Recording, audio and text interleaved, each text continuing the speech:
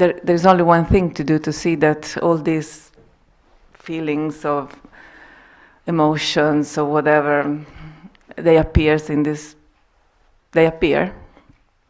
and you don't have to go. You just let them be and say. No, but you can do a little bit more than that, than just letting them be. If all these feelings and emotions are arising, they're arising on behalf of I. I feel upset. I feel unlovable. I feel lonely. I feel depressed. I feel jealous. I feel angry. I feel anxious. I feel hurt. It's always I. If you look at all these feelings, it's always I that feels them. Who is this I?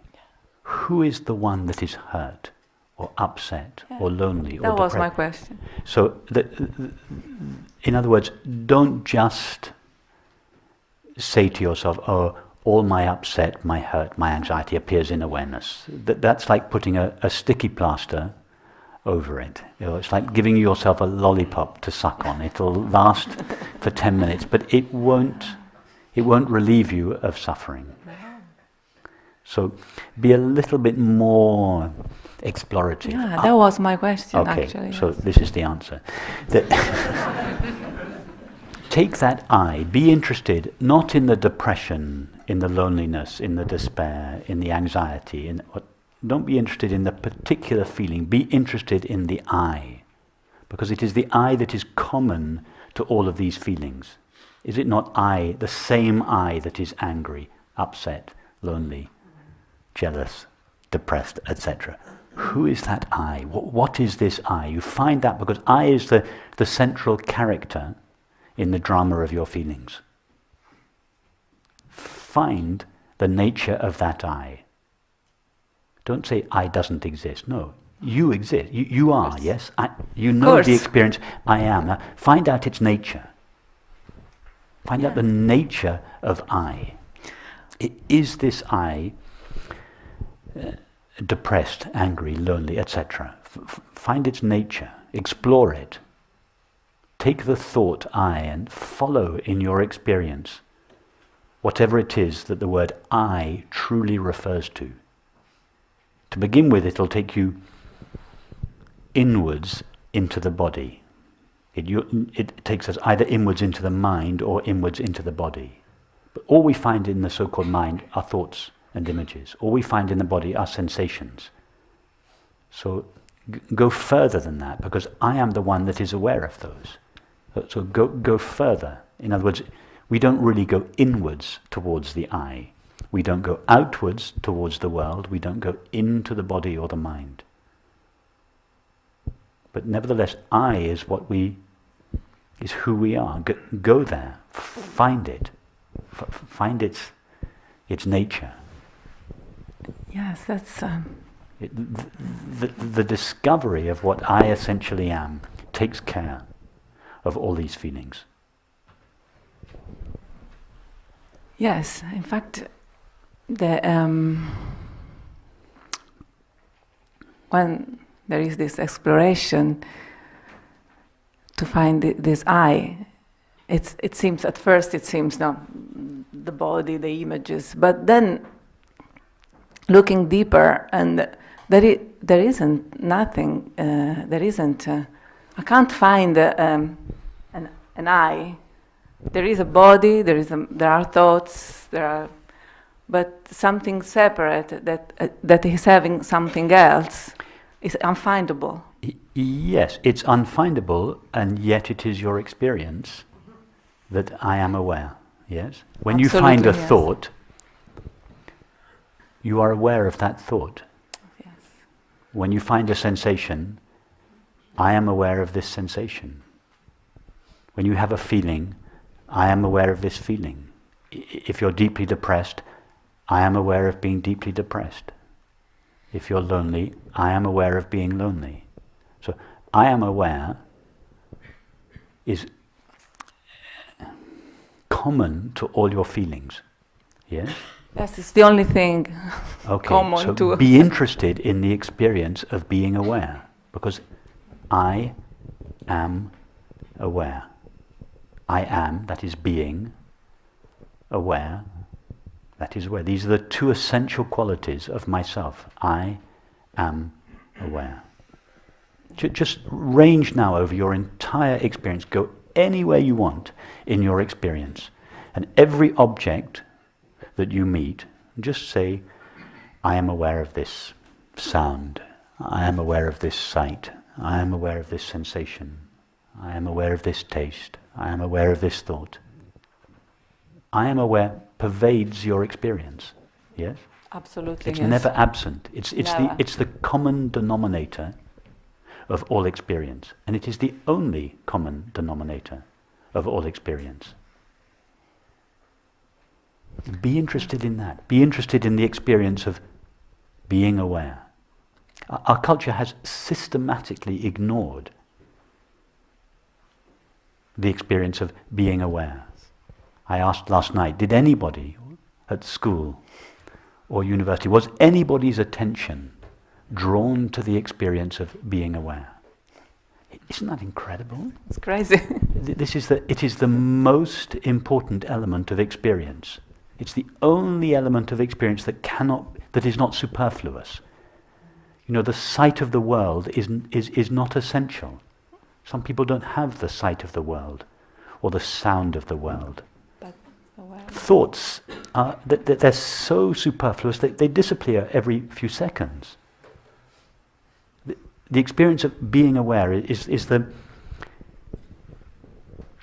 most important, the most primary, the most intimate element of experience, and yet our culture has systematically ignored it.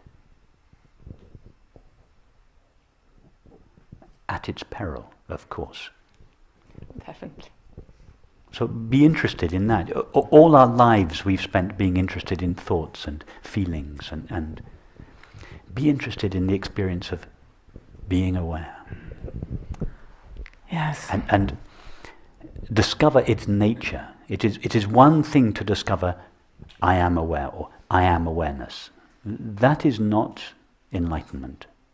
It's the first step. I thought I was a cluster of thoughts and feelings. I am that which knows them. I am that which is aware of them. I am awareness. Awareness. Ness means the presence of, or the being of. So awareness just simply means the presence of that which is aware. That is what I am. Now, what is the nature of that awareness is the next question. Does it come and go? Does it have any limits? Is it temporary? Is it stained by any experience? Can it be agitated? If we start to explore the nature of this awareness that we have discovered ourselves to be, this exploration, it takes us deeper and deeper and deeper into ourself. And at some stage there is this recognition of what we essentially are. And that doesn't put an end overnight to all the old beliefs and feelings. As we said, I can't remember this morning or last night, these beliefs and feelings have a momentum to them. The beliefs are relatively quick to change, but the feelings have a much deeper root, and they're rooted in the body. So long after we have a genuine understanding of our true nature, and most of our beliefs have been cleared up, the feeling of being a temporary finite self still remains. And that's why as the week goes on, we'll pay more and more attention to the feeling of separation in the body, because it is the deeper root of the separate self. So be interested in the experience of being aware. What is its nature? Where did it come from? Did it come from somewhere? Did it start? Does anything change it or modify it? It's quite mind-blowing to see that it's always Yes. on. The word nirvana means blown out. It means, it's just that, it means mind-blowing, blown out.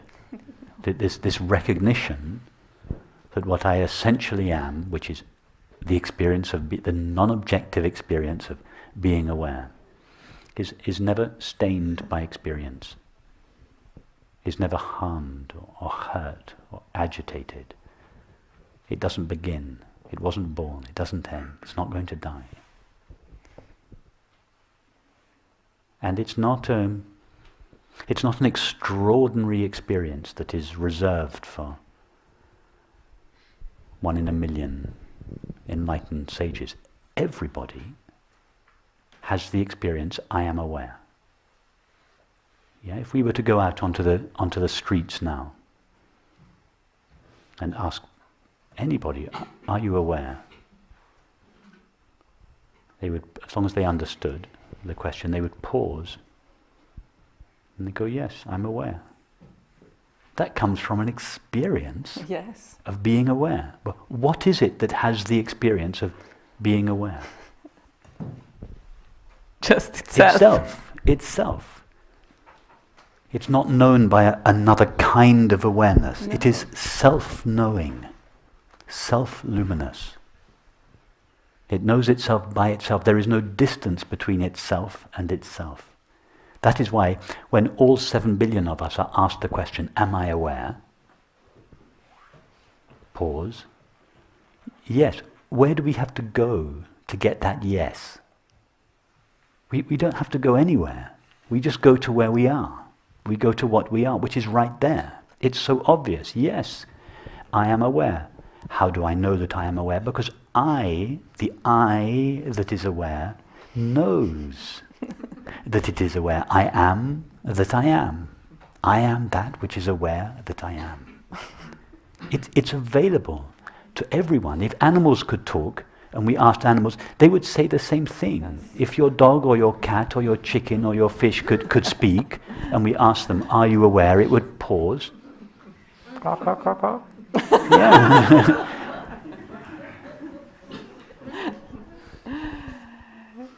It's the most fairest thing in the world. It's absolutely. It's the most fairest thing in the world. And there's so much significance to what you've just said. It is the place, it is the fact where true equality, where true fairness resides. And if we ever want justice in the world, we have to start with that which is truly shared amongst people. The fact of experience that doesn't depend on whether we believe in Moses or Jesus or Muhammad or nobody at all. Or if we want true justice and peace in the world, we have to go back and back and back till we find what is it that we all have in common that is indisputable, that has nothing to do with our race, our gender, our beliefs, our location, or our level of intelligence, our level of health, our level of wealth. What is it that is truly shared? That is the place from which true justice, true peace begins. Thank you.